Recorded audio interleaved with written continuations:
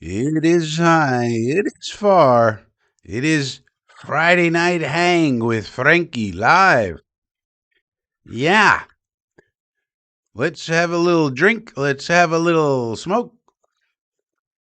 Have a little something and talk about the Jets. Why not? Never know what could happen. As we talk about the Jets, it's possible in this lull period that no one will show up even in the chat. you never you never really know until you start the broadcast, but breaking news as of 20 minutes ago, the NCAA's appeal in the Trinidad Chambliss case has been denied. So I was wrong about that one, but I'm no lawyer. So it's looking like Trinidad Chambliss will not be going into the NFL. He will be going back to Ole Miss to play another year of college football. And so I got that one wrong. Amazing. And you wonder what kind of precedent this is really going to set. And we'll have to watch that one. But for right now, just means that Trinidad Chambliss goes back to Ole Miss. He plays for them, and he'll be in the draft next year. So he won't be coming in this year. And I think a lot of these kids in college now are going to be wanting to go back and play for as long as they can. So might be a precedent-setting case. We'll have to see. But that's the news as of about 20 minutes ago. Trinidad Chambliss. And I don't think that the NCAA is going to appeal this one anymore. Like, try to go to a higher court. I mean, at some point, you just have to say, all right, we lost. Take it on the chin.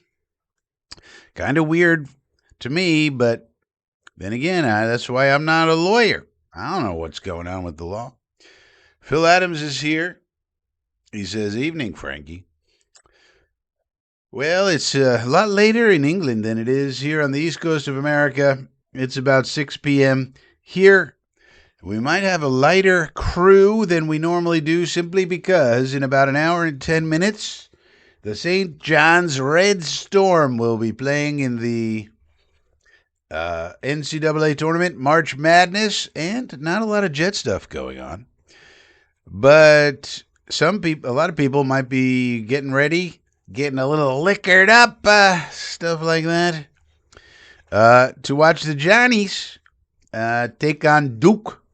We got to beat Duke over here. So we'll have to see about that one. Should be an interesting game. Even though the St. Johnnies have trouble shooting the basketball. They kind of, they kind of rely on defense and not so much on the shooting of the hoops. Hank G is here.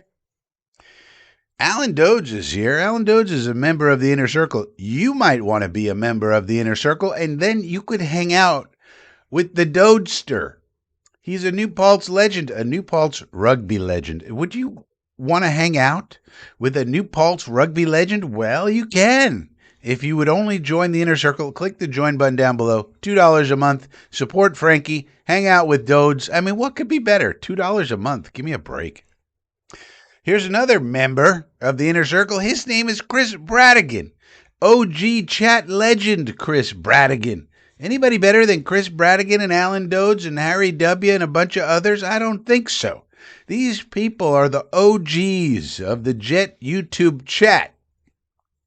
You see them around, you see them everywhere. Well, you could hang out with them in the Inner Circle where we talk about all the secrets. All the secret information that you don't know. Well, the members, they know it. Frankie knows it, and the members know it. And you don't because you're not a member. Oh, that's too bad. Well, you can always fix it by clicking the join button and giving me $2 a month. We got no corporate sponsors. We got no corporate influence. We got no manager. We got no producers. We got no executive assistants. We got no butlers, and we got no French maids. We just got Frankie. And so we rely on kind members like old Bradigan over here to help us out and support the channel. We need support.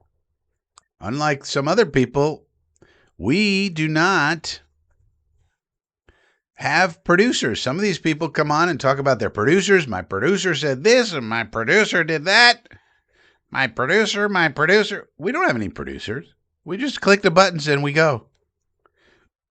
That's how we do it. Breaking New York Jet news. As of 1 minute ago, New York Jets edge Joseph Asai is now wearing number 46. Ooh, I'm not sure if I like that. You guys like Joseph Asai wearing number 46? That's our edge player. 46. I don't know if I like that. That's an odd number. Come on, Joe O. You could have done better. Man. Alan Dodge. I was offered a bowling scholarship at St. John's. I didn't take it and went to Newport. Well, who could blame you? Why would you want to hang out in Queens when you could go upstate New York and hang out with the hippies? The hippie chicks, they're kind of, they're better than the Queens chicks. I got to tell you. Metatrends Mark, he's another member. He's here. You could hang out with Metatrends Mark. He knows about all of the meta and mega trends. I mean, what more do you need? Join up today. Bradigan says, I'm a very nice guy who just loves a shitty team. Well, it's not going to be shitty after this year, Bradigan. This is the year, everybody. Dode says he can wear number 46 if he gets 46 pressures. Well, but I mean, he's going to be wearing it the whole year. You're not going to know how many pressures he has till the end of the year. I mean, how are we going to even enforce that? You're not thinking this through, Dodester. I don't like it. Edge player 46. I don't like it. I'm old fashioned. 46 for an edge player? No. But hey, if he's good, I don't care what number he is. Just do your job, Osai.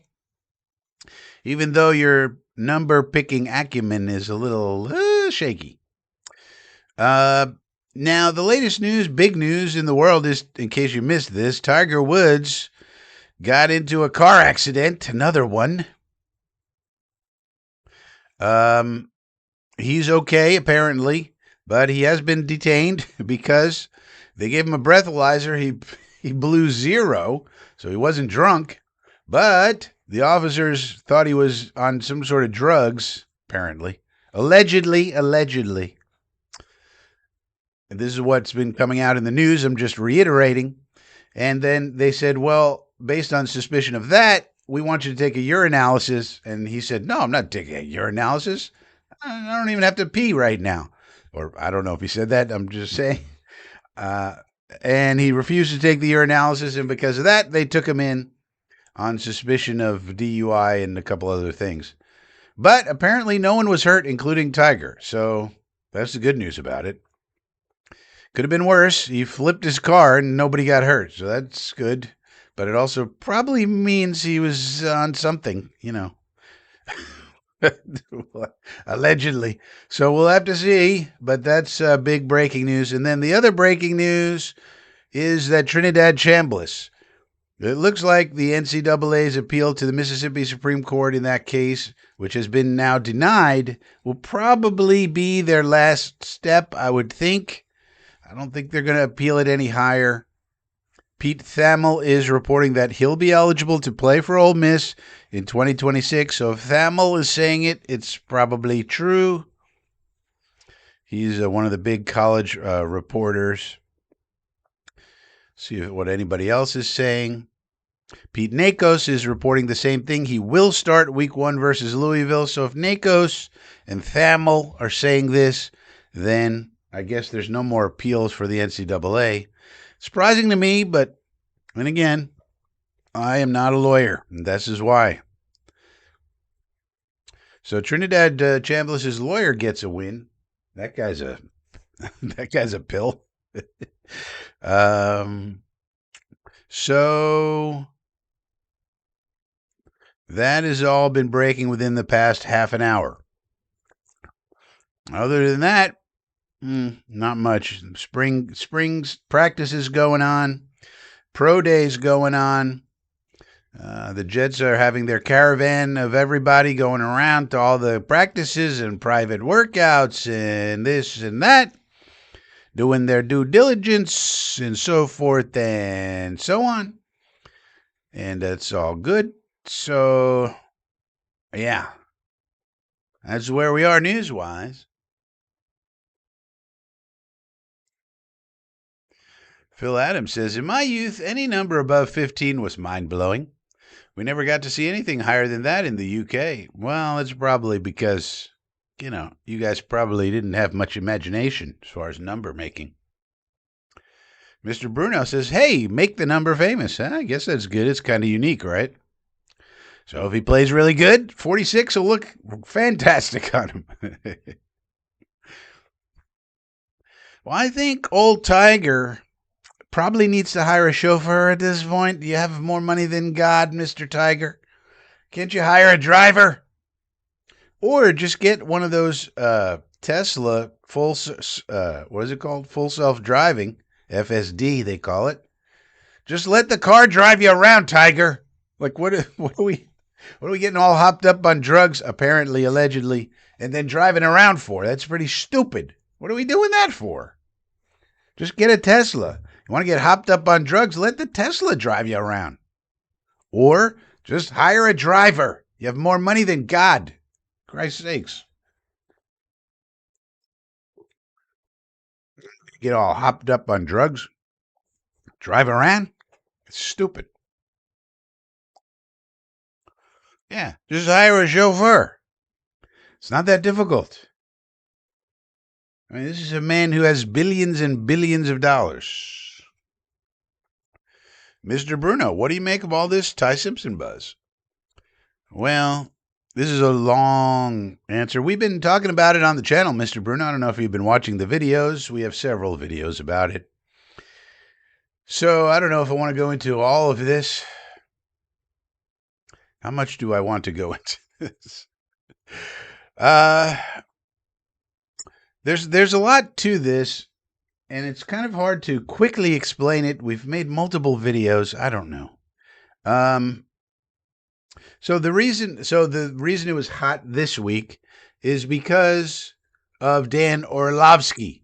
Our latest video features Dan Orlovsky on the thumbnail with a clown nose, and because he went over and above a reasonable analysis, saying he's better. He thinks he's a better prospect than Fernando Mendoza. Now, nobody else, and that he knows people in a lot of front offices that feel the same.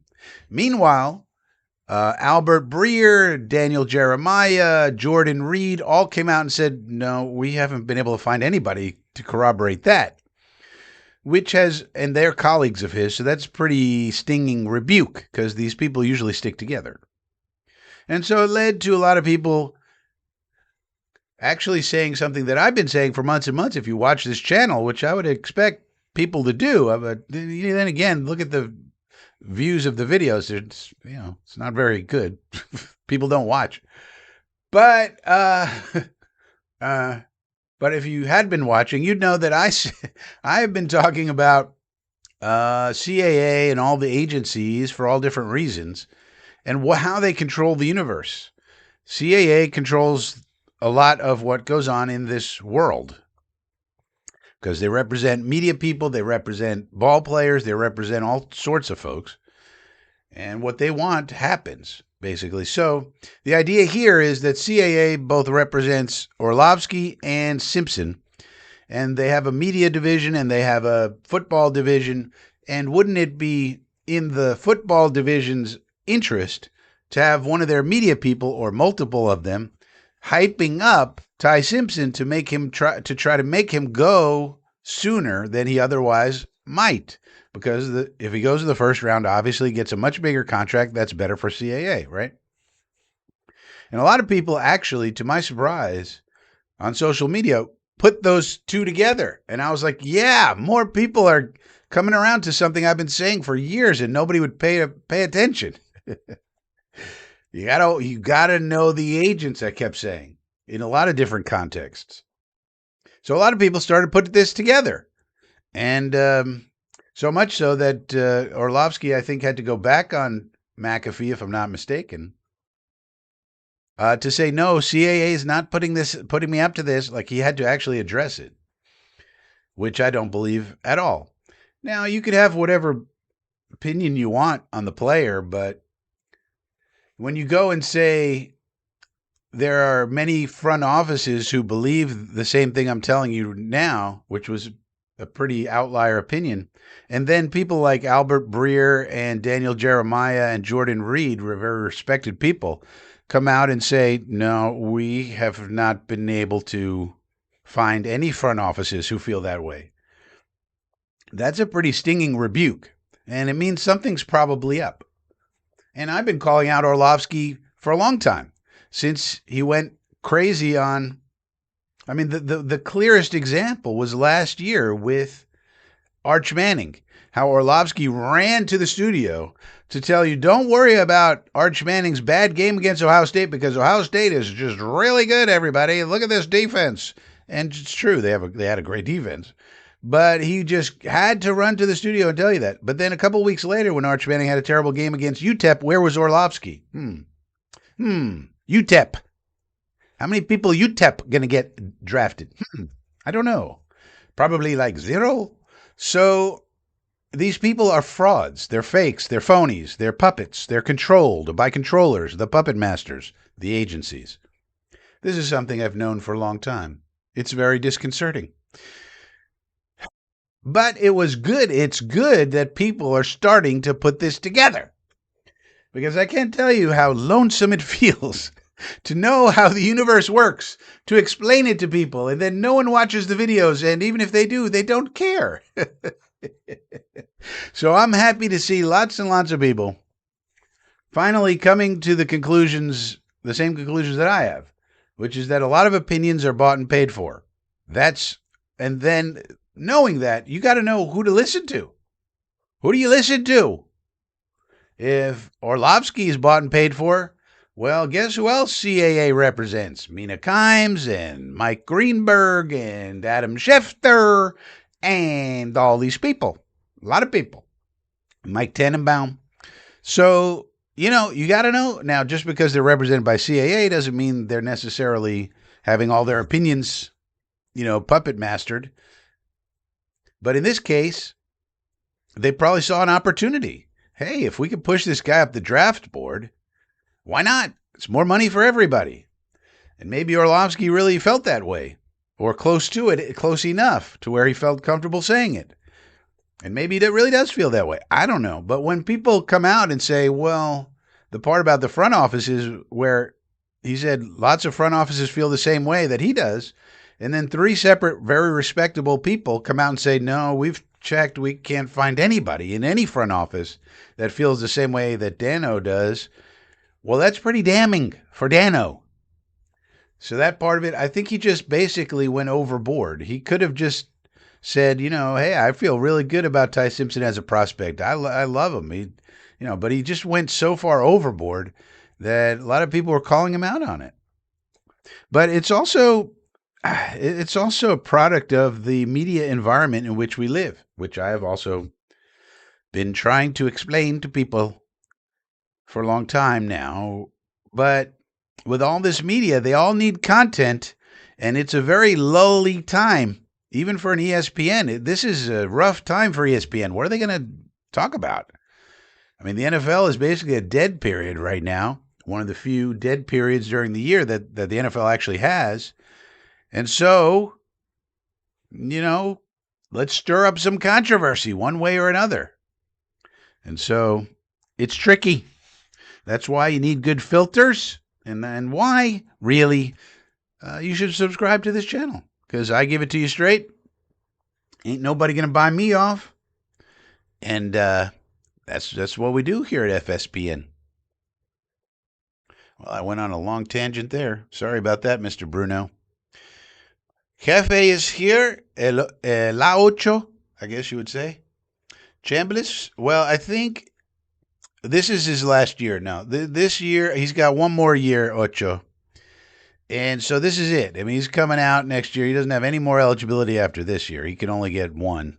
It would be kind of crazy. In fact, I don't even think he could try to get another one. As far as I know, again, not a lawyer. I thought Chambliss would lose. I was wrong. I got to admit that. But then again, I always said I'm not a lawyer.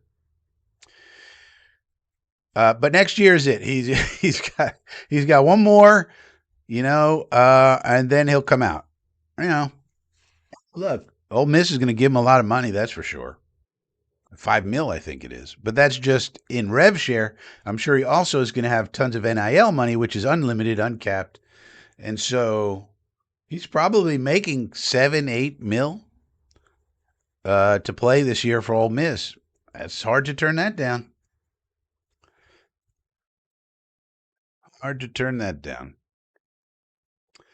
See, Bruno says he likes my critical thinking. Yeah. Well, that's one of the reasons this whole channel exists. It's called FSPN as an FU to ESPN.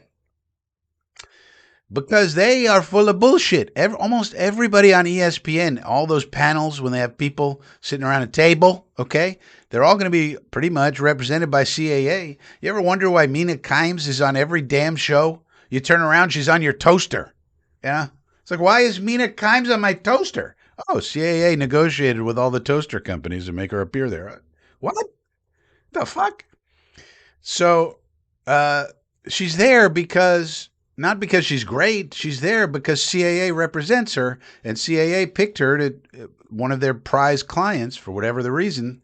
They decided she's a superstar, so she's going on all the shows. It doesn't matter if you like it or not. It doesn't matter if she says anything good or not. It doesn't matter if anybody tunes in. They will buy bot farms in India to make sure her podcast is one of the top rated. They don't care what you think or anybody thinks. They have chosen her. She is a chosen one. For whatever the reason, she was chosen. And now they're going to make sure that she makes them a lot of money. And there's other chosen people as well. I mean, Orlovsky's one. He's everywhere. There's a reason. CAA is extremely, extremely powerful.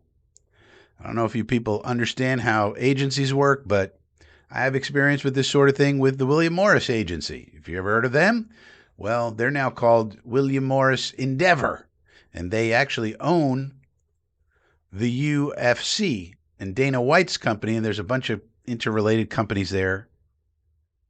But they're like the owner now, along with some other people. But anyway, that's the company that, if you've ever seen Entourage, and remember Ari Gold on that show, that's Ari Emanuel in real life. And Ari Emanuel was the founder and, well, was the runner of the William Morris Agency for a long time. So as long as I'm not getting people confused with different agencies, I think I'm correct. But anyway, that's the type of people who run these companies. Remember Ari Gold in Entourage? That's based on a real person. These are crazy people. But they're crazy, and they're also super powerful. So to a large extent, you get what they want. You don't get what you want as a consumer of the information. You get what they want, what they decide you want. You see? Dodes, all the attention CAA is getting is because Orlovsky is good. More people get to see all the back scratching and promoting. Yeah. And this is $4.99. Thank you very much, Dodester, for the super chat. Yeah, I think it is good. I'm a little annoyed that, well, no, actually, I'm kind of gratified that people have finally come around to see what I have been talking about for years. It's good. It's a good thing. Even if some of them are a little off or they're a little misguided, it doesn't matter. It's all good because people do need to understand how the world around them works, because for the most part, people are running around playing a game and they're trying to win in a certain sense, but they don't even know the rules of the game. Some of them don't even know that it is a game. They just think they're living their life. No, it's a game. You're in a game, and there are rules to the game, and there are people who are in privileged positions in the game, and they know the rules. What are the chances you're going to win a game but you don't even know the rules? You don't even know a game's being played. It's all a game. All the world's a stage, Dodester. And all the people, actors upon it.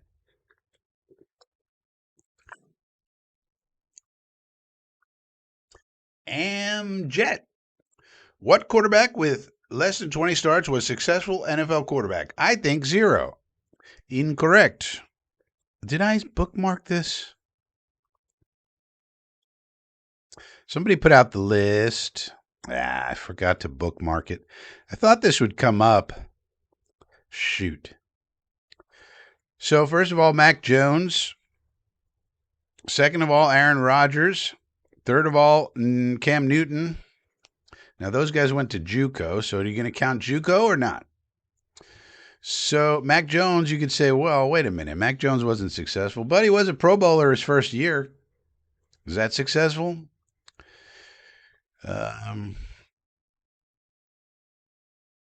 a lot of people wanted the Jets to get Mac Jones and try to trade for Mac Jones. Now, where can I find this information? I'll just ask Grok. Let's go to, let's say, in the past 25 years, how many, let's just say, first round QBs in the NFL draft were there? Please list them. Because somebody had a list and it was like, well, Mac Jones is kind of successful. Pro Bowl first year. I mean, isn't that successful? No, this is wrong. No. Wait a minute. I did it wrong. Hang on. You give the wrong prompt, you get the wrong answer. Sorry. In the past 25 years, how many first round quarterbacks in the NFL draft with fewer than, you said 20? You said 20 Amjets starts were there. Please list them.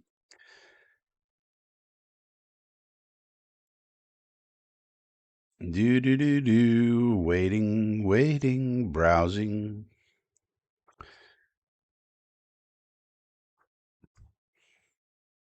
Oh, this is wrong. God damn it. All right. AI is not good for that. I wonder if Sumer Brain's could be able to tell me. But anyway, let's sign in here. The number is not zero. I think Mitchell Trubisky falls into that category. He went to the playoffs. Is he successful?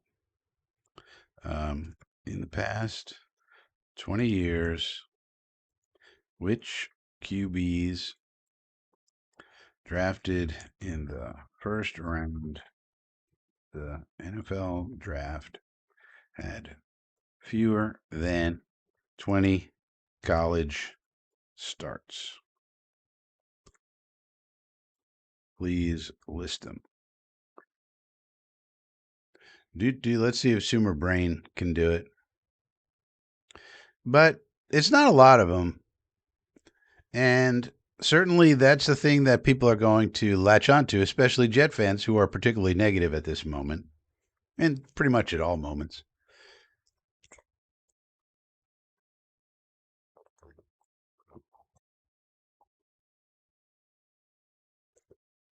This is taking far too long. And it doesn't know. Good golly. I thought I had. Geez, you'd think that they'd be able to pull up the list pretty quick.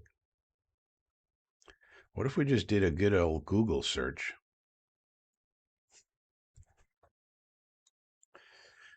Do. We don't want that.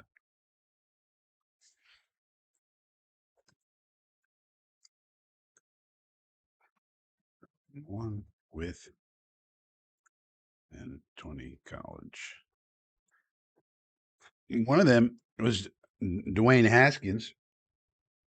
He died, unfortunately.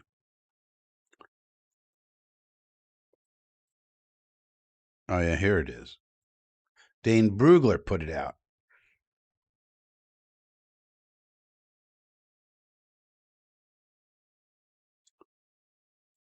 No, he doesn't have the full list either.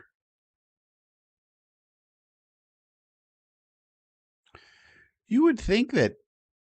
Oh, yeah, here it is. So it depends. So obviously, Anthony Richardson obviously is a bust. Mitchell Trubisky, you could say was a bust because he went first overall, but he did go to the playoffs. Dwayne Haskins died. Cam Newton, 14 starts. He was an NFL MVP, went to the Super Bowl. Mark Sanchez took us to 2 AFC championship games. Kyler Murray, was he successful or not? Well, he went first overall, and he has gone to the playoffs, and a lot of people think he's some kind of superstar. Then you have Trey Lance, obviously a bust, and then Ryan Tannehill. Tannehill, is he a success or a bust? Well, he went to the playoffs. He was okay-ish. So it's not as cut and dried as you think, but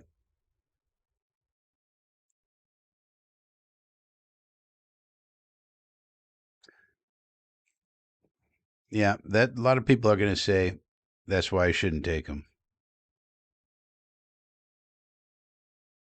Oh, Todd McShay is also represented by CAA, by the way, too.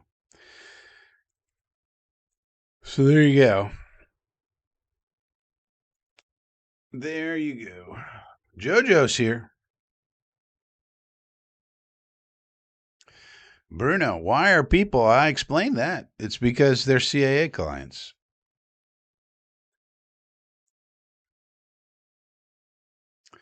The USBC Bowling Masters is going on. Oh, well, Bruno, I feel good about Muji. Yeah, I think, well, it's not just Muji, of course, it's the whole front office. I think, Rick Spielman should get some credit here. And basically the whole front office. They've basically approached things very smartly ever since he got his staff together at the end of the summer. So I think he did a really good job of hiring people. Spielman deserves some credit too. And however they've reconfigured that office, they've obviously done a really nice job. And basically every move that they've made has been really smart. And don't forget, we have more quarterback brain power on our team than we ever have before. Whether it's Frank Reich or Bill Musgrave, or Muji himself. Muji played quarterback in college. Don't forget, San Diego State. So we sort of have more QB brain power than we've probably ever had, ever. So that is very encouraging. Jojo, good to have all these former QBs involved. Yeah, exactly.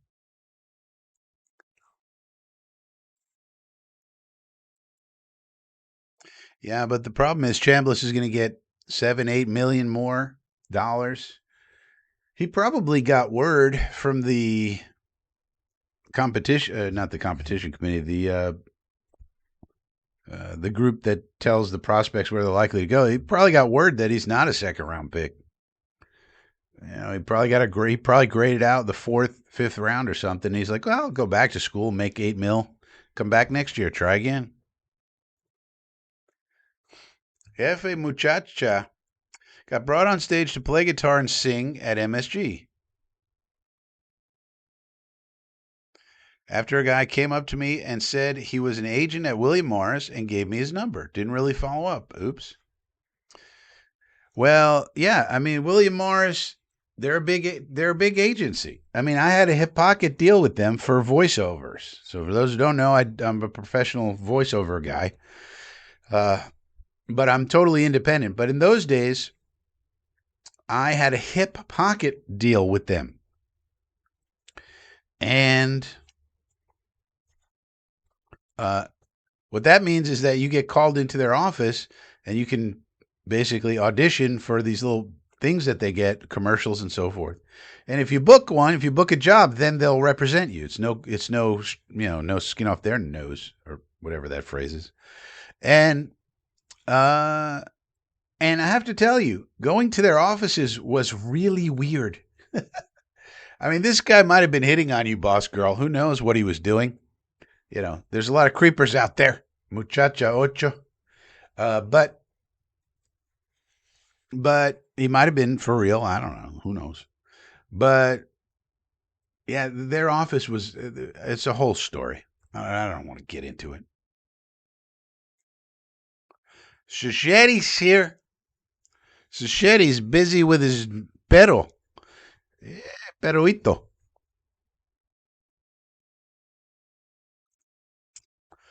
Bruno says, don't rely on ChatGPT. I asked it about a mock draft. They had the Jets picking Drake May at pick six. Yeah, I mean, these AI, sometimes they're good, sometimes they're not. You got to watch them. Sometimes they can really help you do something, but other times they're just way off. It's like, what is this?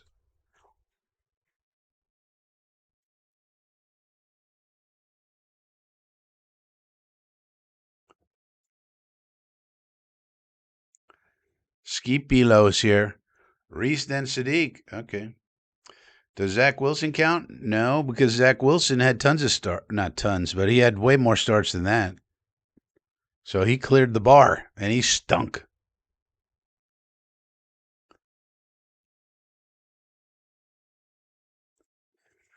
Based on Muji's GM personality so far, would you anticipate draft day trades or a conservative approach? Well, as always, it depends on what the offers are. I think Reese is locked in at 2, personally. That's that. And then 16, I mean, they could trade it, but I think what they're going to do, if I had to guess, and we don't know, my current thinking is 16 is best wide receiver available. We don't want Kenyon Sadiq because he dropped 12.5% of the passes thrown to him last year. So that's not going to play in MetLife. So we'll let him go somewhere else and maybe he could fix that problem, but probably not in the bright lights of New York City. So so that means we're probably going to take a wide receiver at 16 and we'll just take the best wide receiver available. And in case you guys missed my buckets video, which many of you did, okay, you're too busy to watch a video. Here's a couple of buckets. So we'll probably just try to get one of these dudes in this bucket here. Best one available. Tyson has an injury history. We probably got to see about that.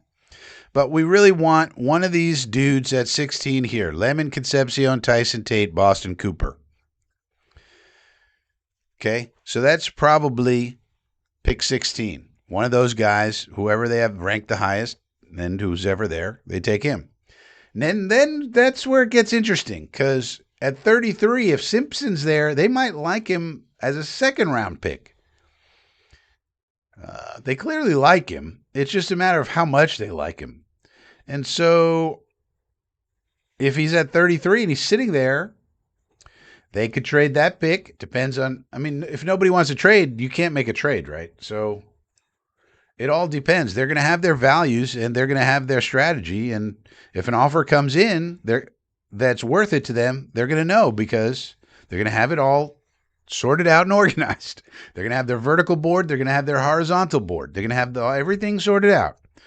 So, but if no calls come in, you can't make a trade. So then you got to decide whether you think, and it also depends who else is on the board. Somebody else slides that they love sitting there at 13 and Simpson sitting there, at 33 and Simpson sitting there at 33.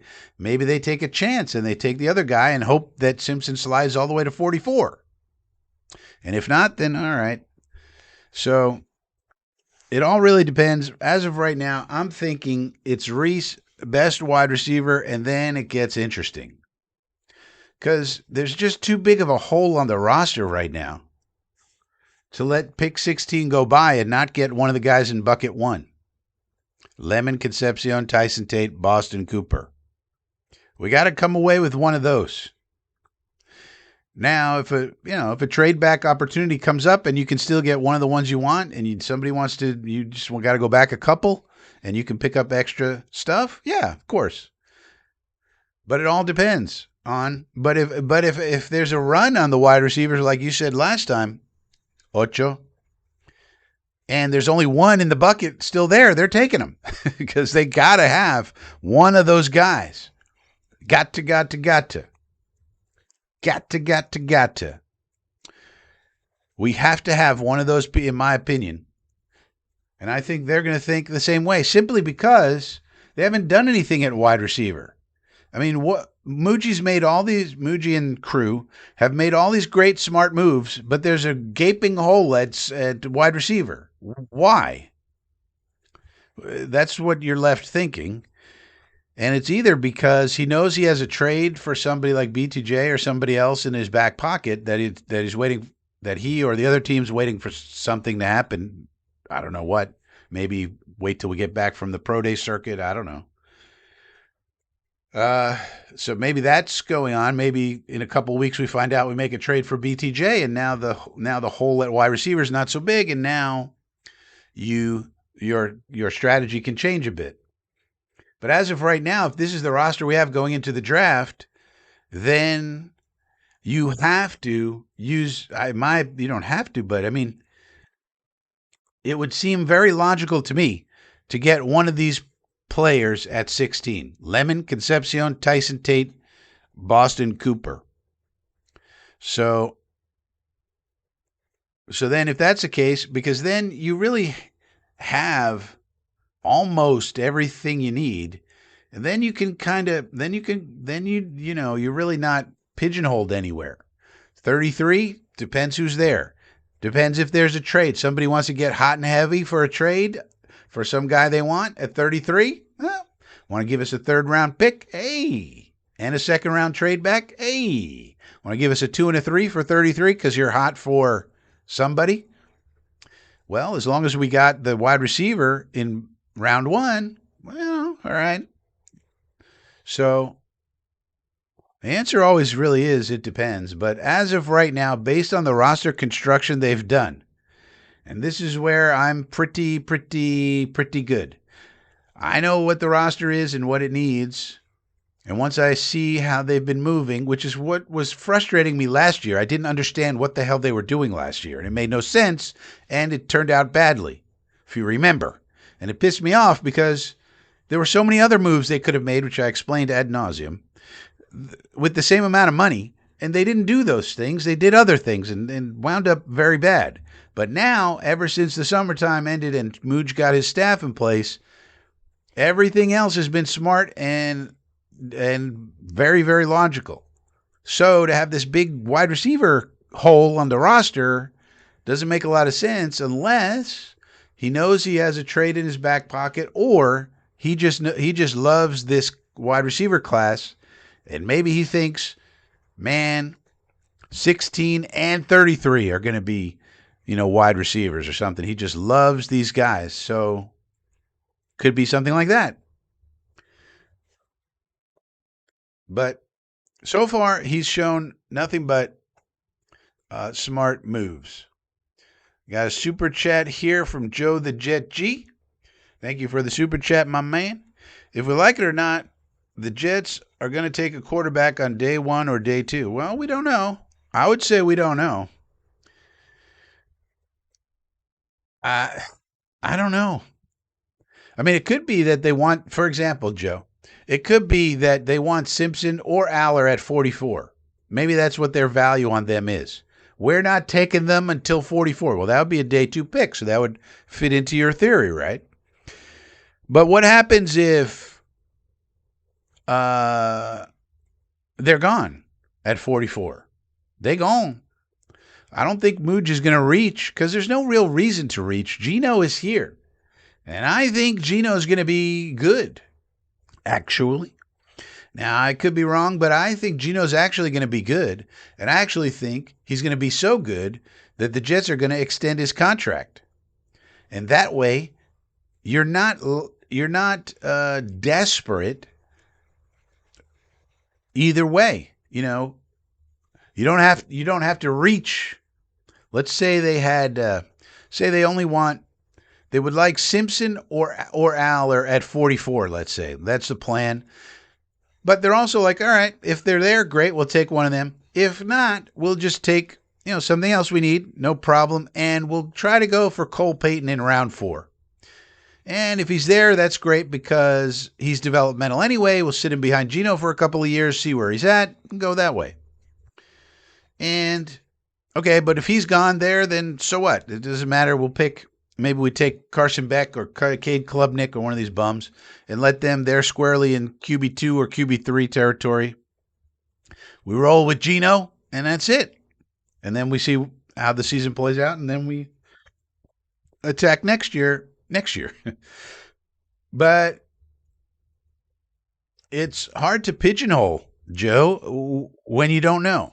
So that's why you need lots of contingencies. That's why you have a vertical and horizontal board, and you plan for all the contingencies. And you try in free agency to sort of paper over any big holes you have so that it's not obvious what you need, which is why it's so conspicuous that there's this wide receiver hole that everyone knows you need. Now, the other reason they could be doing that is because they don't care that everyone knows that they need a wide receiver or 2 or 3 because there's just so many that they like. It's just almost impossible.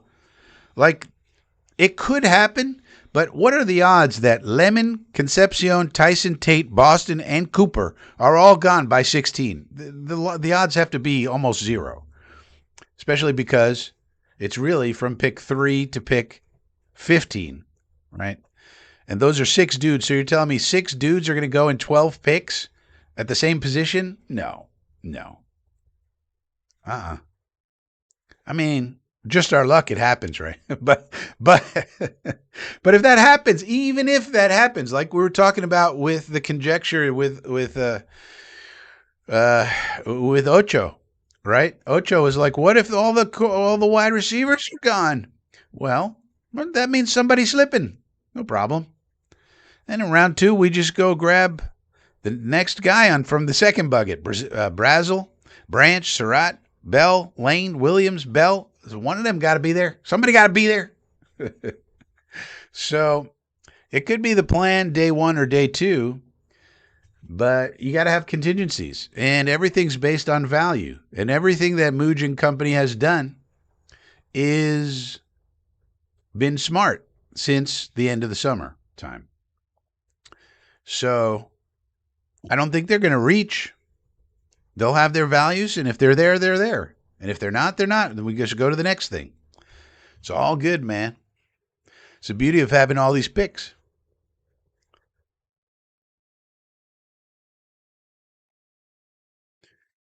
Getty says NFL refs are pissed at owners' re-contract discussions.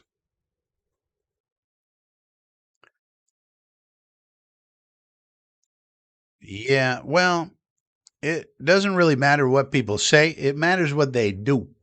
And the ratings of the NFL are a juggernaut. So a lot of people don't like this splitting up of the games, and you got to watch it over here, and then you got to watch it over there, and then you got to get Netflix, and you got to get this one and that one. That's true, but people still watch. That's the end. At the end of the day, they have some of the greatest ratings you could possibly have. So there's that. But yeah, the referee thing is interesting to me. So in case you don't know, people haven't heard, there is a referee union for these fucking refs, and they're fighting with the owners about everything, and they want more money, basically, to work 1 day a week. And everybody's bringing up 2012 when this happened before, and they had scab refs, so-called, and there was the Fail Mary, and everybody remembers that. But I think this is 2026. If you had, let's say, quote unquote, bad refs, we could just use technology more to correct the bad calls, right? They didn't have that in 2012. If we have these refs and they're screwing up in major ways, you just have the technology buzz down and reverse the call. So I think this is very interesting. I would love to see the college refs get involved, but the thing is that the college refs don't want to piss off the union for some reason. Like it would be cool if all the college refs, who generally do a good job, if I don't know if you watch college football, Sajeti, but if you do, you notice generally speaking, the college refs do a much better job than the NFL refs at officiating the college game, in my opinion. But it'd be kind of cool if, like, think about it if you were a college ref and you could work Saturday, you work your normal job Monday through Friday. That's the other part of this. These referees are lawyers and, they have other full time jobs. But anyway, let's say you're a college ref. You work your full time job Monday through Friday. Then you work on Saturday on your college game. Then on Sunday, you work an NFL game. It's a lot of work, but for what, 5 months a year, nice way to make some extra paychecks. And these college refs, they know the game. And the problem for the NFL last time was that the college refs didn't want to upset the union for whatever the reason. I guess because they figured they might be in that union at some point and they didn't want to be labeled as scabs. So they had to go all the way down to the high school level, and that's too far down. You can't. That's too far of a bridge to go. So it'd be pretty cool though if they could get a representative pool of the college refs. Um, and you'd wonder if they would eventually unionize. But if they didn't, the NFL would like that better. But then, how do they negotiate with them collectively? I don't know. I don't know how that would work. But um, I don't know. It'll probably get worked out. The NFL will probably just give them more money, and then we'll have the same shitty calls. Nobody knows what a catch is. Nobody knows what defensive pass interference is. Nobody knows what holding is, et cetera, and it'll just continue on. If I had to guess, they'll work it out. But eventually, it'd be cool if they could get like AI robots to be. What if you had AI robots to be the refs? They never missed a call. They got the calls right 100% of the time. Hmm? Huh? How about that? Anybody thinking about AI robot refs? Old Frankie is. Mm-hmm. Yeah.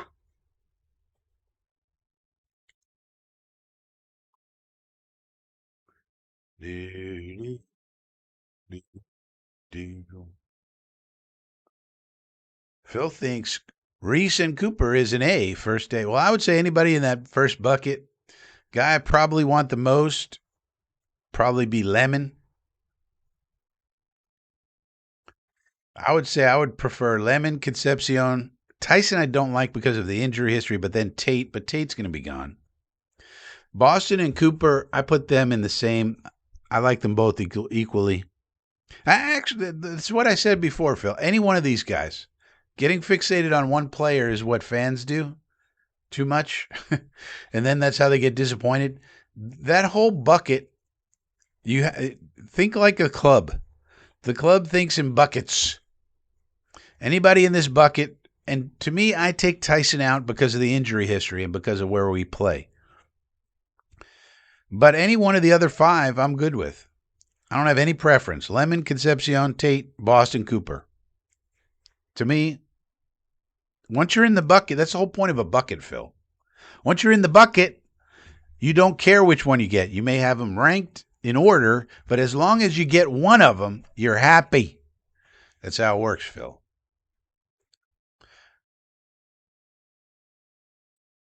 Yeah, we could do that.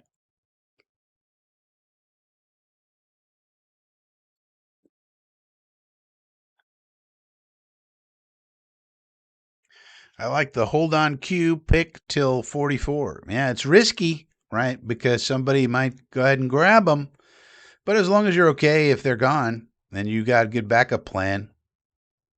No problem. Here's Chris, BC Jet fan. Yeah, please give a thumbs up, as Chris says right here. I mean, you got to give a thumbs up to the video.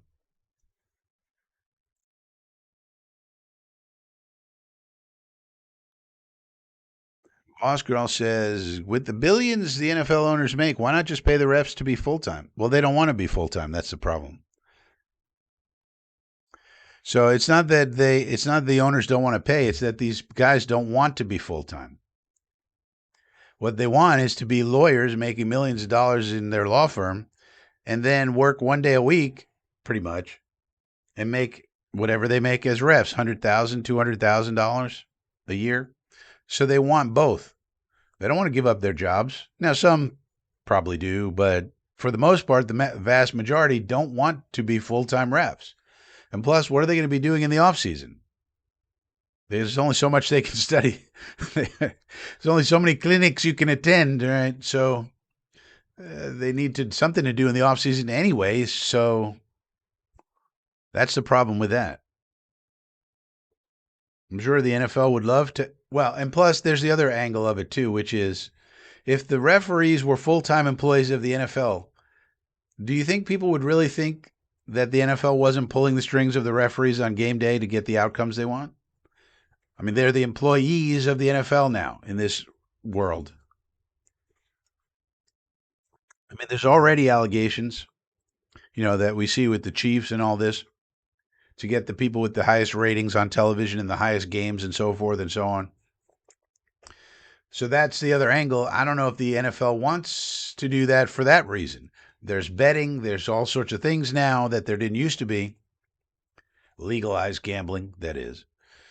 And does the NFL want the appearance of the referees controlled by the NFL through employment to do what the NFL would like them to do? So it's a both sides issue where I don't think either side wants that to happen.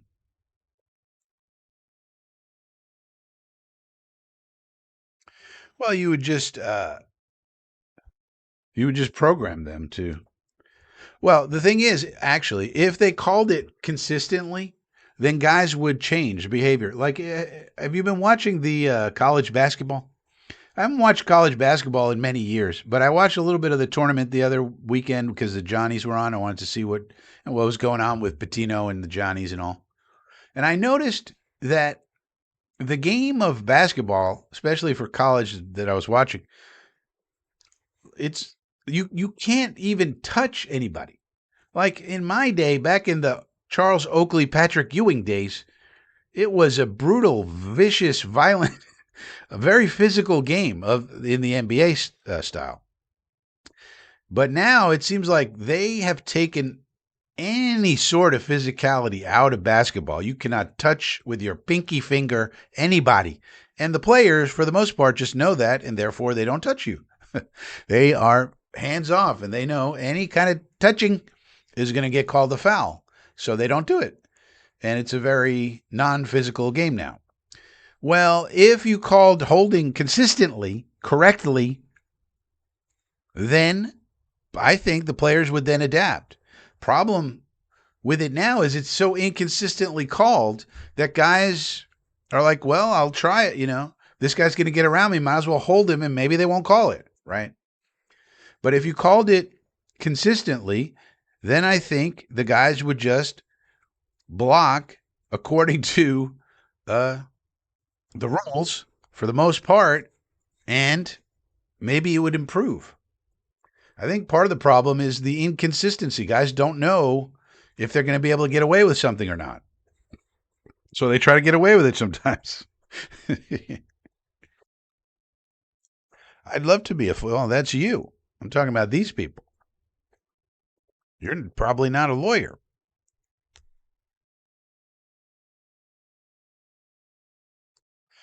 I mean, some people say that, dudes, and we joke around about that on this channel all the time, especially with the Chiefs and the Kansas Swifty Chiefs with what's her name, Swift, and Kelsey and those guys. With Mahomes and the Mahomies and the NFL wanting them to do really well because of that, because they could draw in the females and all this.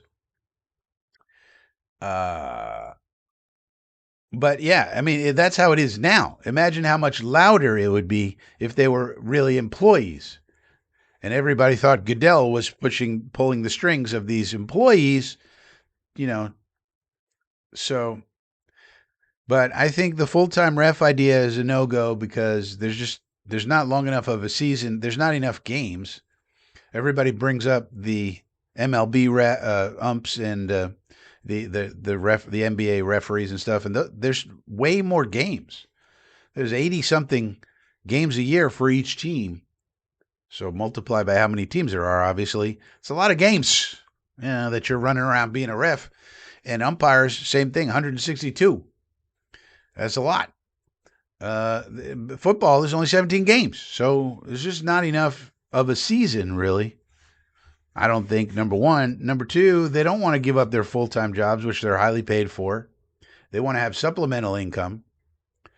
You're a lawyer making 300 grand, and then on top of that, make 200 grand to work 1 day a week. That's a pretty good life.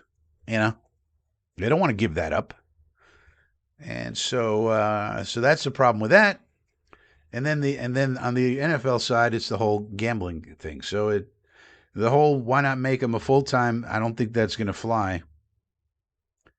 Personally, that's kind of why I would love to see the college.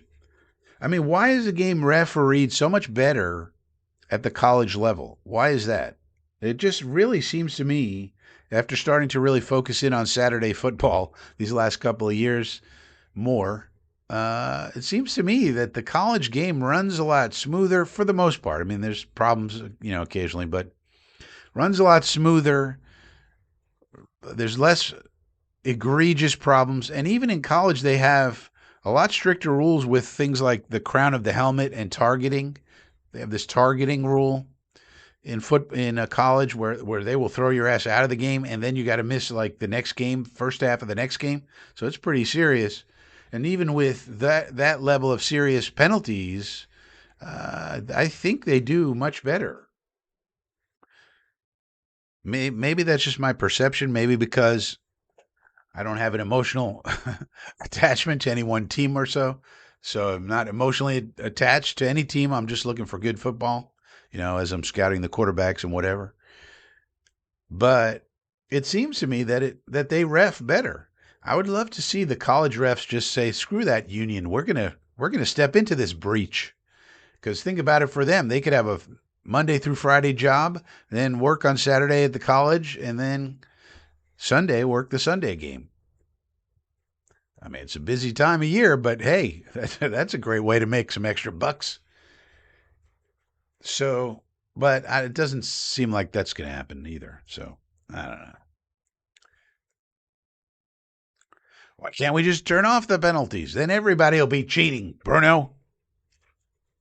Though I think the other side of this that I keep talking about, no one cares, but the competition committee is terrible. You know who the chairman of the competition committee is? Anybody know? Would you like to guess? Put it in the chat if you know who the chairman of the competition committee is.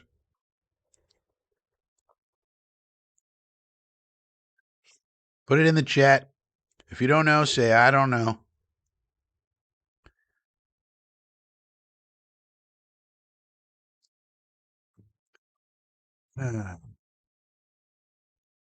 There really is no news at all. I mean, these Jet Beat reporters are like not even tweeting for like 2 or 3 days. It's crazy. There will be some news this week because it's the owners' meetings in Arizona this week. No idea. Don't know. See, you guys don't even pay attention. I looked it up. It's Rich McKay. Well, guess what? Rich McKay no longer works for any franchise. Now, that's a technicality. Rich McKay is a longtime general manager of the Buccaneers. I thought it was Jerry Jones. So Rich McKay is a longtime general manager of the Buccaneers. So you'd say, all right, that makes sense. Then he went over to the Falcons and is in some sort of like president of the Falcons role. Has been for the last, I don't know how many seasons. But this year he didn't get fired. He got moved off of that position into one of Arthur Blank's other companies. He has a number of companies. So Rich McKay is now working for some other company. He doesn't work for the Falcons at all. And yet he's still chairman of the NFL's competition committee. Does that make any sense? Well, yes, Frankie. He was a longtime general manager. Right? But the competition committee has been asked for a long time. They never change any of the right rules. For example, the tush push almost got outlawed last year. Very close, if you remember the vote. This year, they're not even addressing it. What? So it was a hot topic last year, but this year, nope, nope, not even talking about it. What? And what about all these other rules that suck? Like this competition committee should be constantly combing the rule book to say what no longer makes sense, what can we throw out of here, what rules do we no longer need, what can we make better? They never make anything better. They're just a bunch of jerks who do nothing, a bunch of do-nothing doofuses. Can we make the game better? I mean, if they ask me, I could come up with 10 things right now off the top of my head. It's crazy.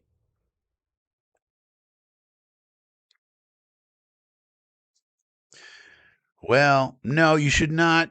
I mean, well, if you do, Jefe, don't film it because he'll say some stupid shit. And then if you film it and put it online, then everybody sees our owner saying stupid shit again. I mean, if you want to do it, do it. Now, I would say I'm always in favor of independent journalism. So you want to do some journalism? You know, you want to record him, maybe audio, and then don't put it on the internet if he says something stupid. Ugh. That's fine. You know, I'm always for independent journalism, but I don't think you're going to be able to get in. They're probably staying in one of those fancy schmancy places. You've seen these fancy schmancies? You know, like these gigantic resort hotels. You've seen them? Or have you ever stayed at them? I stayed at them a couple of times when other people were paying. But anyway, they stay at these fancy schmancies, and they don't let the riffraff in, Hefe. You're going to go there. I don't know how you're going to get in. You're not going to have any credentials. First of all, you'd have to ask the Jets for credentials, and they're going to say no. I've asked the Jets for credentials. They told me no. I'm not good enough for them. You know, old Frankie, he don't get credentials. Now, I'm not a media person, so I shouldn't get credentials. So they were right to say no to me, but they said no. And so, look, if you can get credentials and just say you're an independent creator, you're an independent journalist, or I don't know, however you want to put it, and then you can get you got to wear, because they're going to check your credential. If you don't have a credential, they're going to throw your ass out. Now, maybe you could, I don't know, use your, wiles, use your assets to, I don't know, slither around and get, talk to people, but they might throw you out. they might say, get out of here, Hefe. You're not a real journalist. This is only for Country Club Connor and Zach the Hack and Rich Cimini and then them bums, you know? They don't just let any riffraff in there. They wouldn't let me in. You know, Frankie from Flatbush shows up. They say, get out of here. Not you. You don't come here. You don't belong here, Mr. Flatbush Avenue. You belong on the streets. You don't belong in the fancy schmancy hotel where they have caviar on the, probably in the bathrooms, just in case you're, just in case you have a hankering for caviar while you're taking a poop. Yeah. This is where they hang out.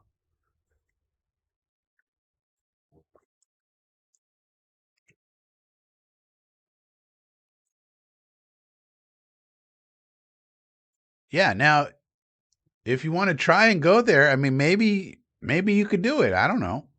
I don't want to discourage you, but I would say don't film it. Number one, if anything, do an audio thing. But if you do it, you got to look like a journalist. Get one of those journalism notebooks. You know what I mean?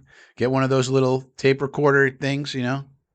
Look like a journalist. Maybe they'll let you. Maybe you could trick them. I don't know.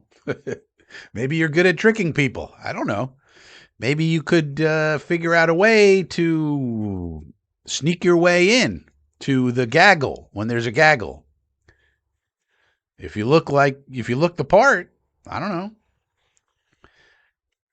Maybe you could kind of see what the other people are wearing and kind of create one that kind of looks like what they're in terms of like the badge or whatever. The lanyard. Go with a fake lanyard, a journalism notebook, and a little recording device, digital one. And maybe you could fake it. I don't know. Try it. Hey, man, in this world, you got to do what you want to do. Don't do anything illegal. Don't, don't violate any laws of the state of Arizona or the United States for that matter.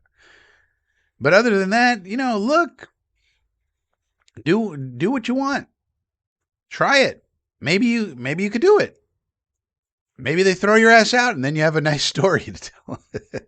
What's the worst that happens? They kick your ass out and then you got a nice story to tell for the next 20 years. You see?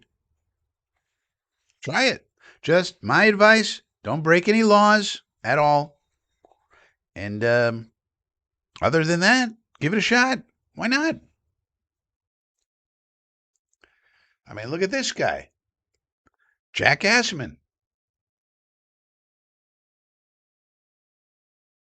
Honesty is the best policy. Well, you can still be honest.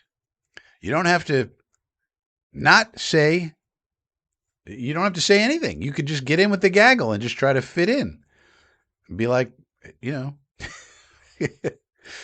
didn't say I was a journalist. And first of all, you could be an independent journalist. You don't have to work for somebody. You could just say, I'm an independent journalist, which you are. If you say so, you are. That's what independent means. Anybody could. As long as you're honest about it, I'm an independent journalist. And if they let you stand there, hey, good. Maybe they don't care. I don't know. But normally at these fancy schmancies, they got, they got a little security. And they got badges and they got people with lanyards. And if you don't have the lanyard, you out of there.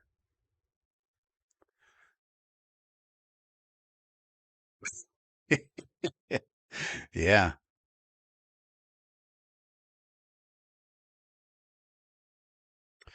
Well, Mr. Net Warrior, you and me both. This is, well, first of all, it's a lull time for the Jets, right? Second of all, there's a lot of competition in this field. I will tell you, if you like the Frankie channel, tell your friends, tell your neighbors, tell people, share the videos. The way to make things grow is you people sharing. If you really like what I'm doing here, then share the videos, share them on Facebook, share them on YouTube, share them on X, whatever social media you do. Because that's the way people are going to find out about old Frankie. And it's very competitive out there. There's so many people talking about the Jets on YouTube. Now, I happen to think my content is differentiated. It's a little different, but that's not going to appeal to everybody also. But if it appeals to you, maybe it appeals to the people who know you, your friends and family. So spread the word. Let people know about old Frankie. But I will say, I have on my screen, it says 31. But yeah, that's a little low, but it's a Friday night. It's March 27th, and there's absolutely nothing going on with the Jets in terms of news, and hasn't been for a couple of weeks now. So I wouldn't expect a huge audience in here today. Plus, there's March Madness going on. In fact, right now, the St. John's game is going on. And in fact, we should probably end this live stream because don't we want to watch the St. John's Johnnies take on El Duke and see if they can win?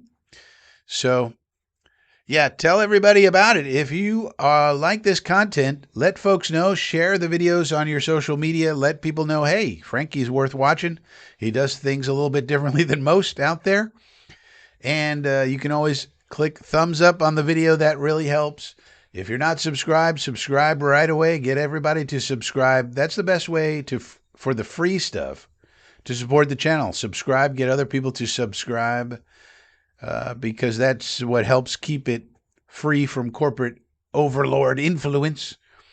And if you want to go a little bit extra, join the Inner Circle, $2 a month. You get all the extras. You get extra emojis. You get extra information. You get insider information that I get from my sources. And that's the kind of information that not everybody has, but the people in the Inner Circle do. $2 a month. Highly recommend it. Everybody in there says it's the best. That's not me saying it. That's the members. But so consider joining the Inner Circle today. And with that being said, I'll see everybody on Sunday. Coffee with Frankie on Sunday, 10 a.m. Don't forget, maybe we'll have some news at that point in time that we can talk about. And until then, go St. John's Red Storm.